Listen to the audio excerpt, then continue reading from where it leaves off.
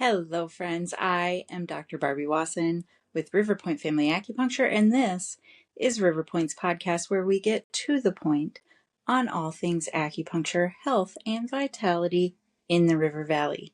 Today, we're talking about something seasonal that sneaks up on people every year.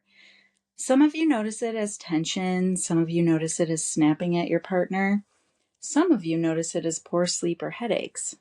I'm going to just go ahead and call it spring stress. If you felt more impatient, wired, or headache prone this spring, you are not imagining it. Longer days, busier schedules, and more stimulation put new demands on your nervous system. Your body has to adapt, and sometimes it will protest. Let's talk about why, what it looks like, and what actually helps. First, why spring feels different. Most people expect winter to be the hard season and for spring to feel like a breath of fresh air. But spring asks for movement, growth, and action. Calendars fill up, yard work starts, travel plans appear, social life makes a big return. Light stretches later into the evening and your brain gets the memo. You are busy. Even good change is still change, and your body has to process it. If you limped through winter already running on fumes, spring tends to expose those cracks quickly. So, what does that look like in the body?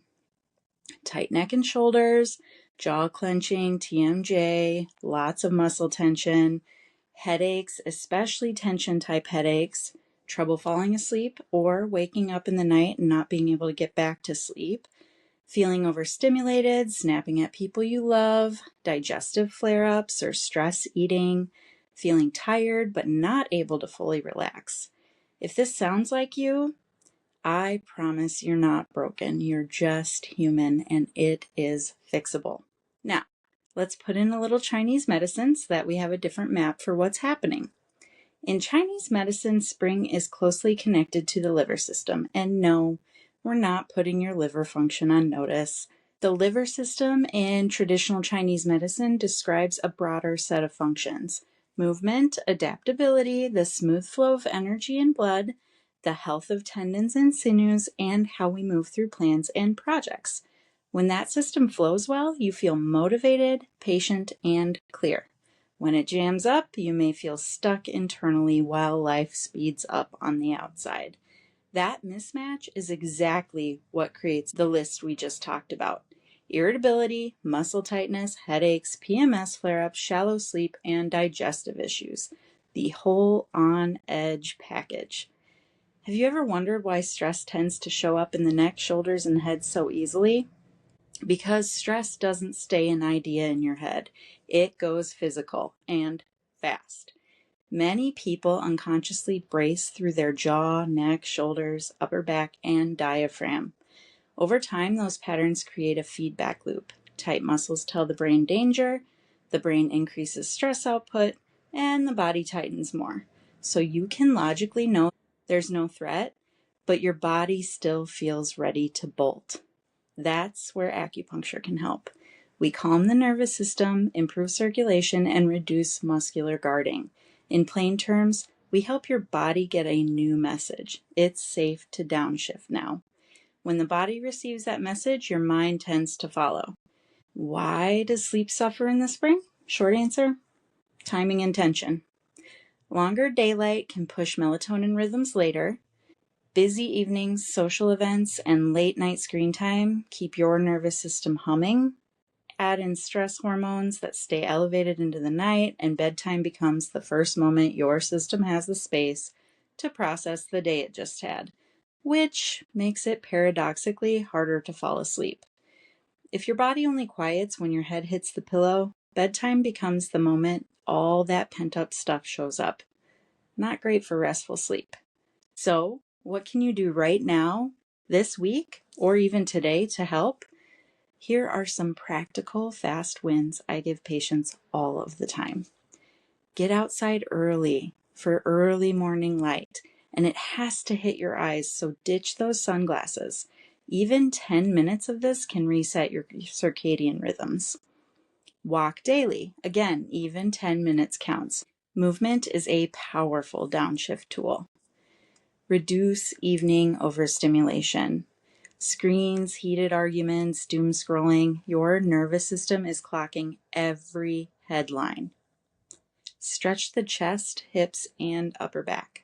Those are the regions that clamp down under stress.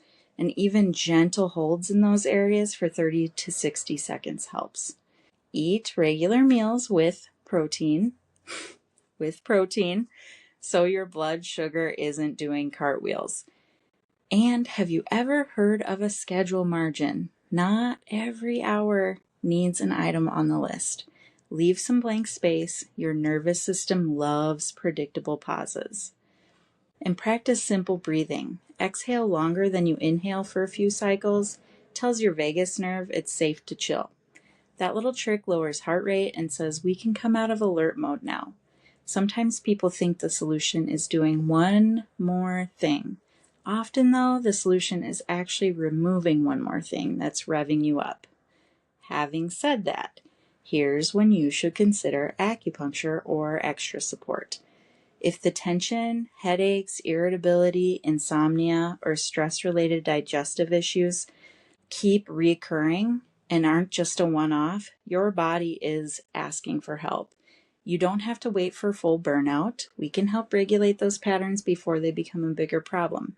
Pro tip though, the longer you wait, the harder you are to treat. So, if you really love seeing my face and wanted to see more of it, hold off until things get unbearable, and I predict I will be seeing a lot of you. Acupuncture tends to help with reduced neck and shoulder tension, fewer stress headaches, better sleep quality, steadier mood, less jaw clenching, calmer digestion under stress, and increased energy that feels grounded rather than jittery. I like to call this clean energy. The line I hear most often from patients is, I feel like myself again. And that, my friends, is the whole point. Before I head out and into clinic to calm today's crop of spring stress cases, I wanted to share just a few little clinical gems. If your jaw is tight, add a daily jaw release habit. Open your mouth slowly, tongue resting behind your teeth, and do gentle side-to-side movements. Don't push it, just very gentle for 1 to 2 minutes. If you wake in the night, check light exposure, especially right before bed. Reduce bright screens earlier in the evening, and move those social calls earlier in the day where possible. If you snap at people you love, plan a deliberate 3-minute reset after you notice. Breathe, put your hand on your belly, name one thing you're grateful for. It's small, but it does interrupt that loop.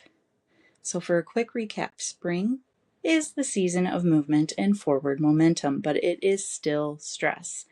When flow jams up in the systems the liver represents, you feel tense, reactive, and sleep poorly. The good news is you can change the feedback loop. Small daily habits plus targeted treatment make spring feel energizing instead of overwhelming. If this episode hit home for you and you want help improving what spring feels like in your body, I would love to help you. At Riverpoint Family Acupuncture, we work with the nervous system, circulation, and whole body regulation so your life feels manageable and a little less frantic. In other words, come see me before you blow a gasket. With wishes of wellness and healthy amounts of calm, I am Dr. Barbie Wasson, your slightly obsessed but having fun stress translator, reminding you that spring should be about growth, not grinding. Talk soon.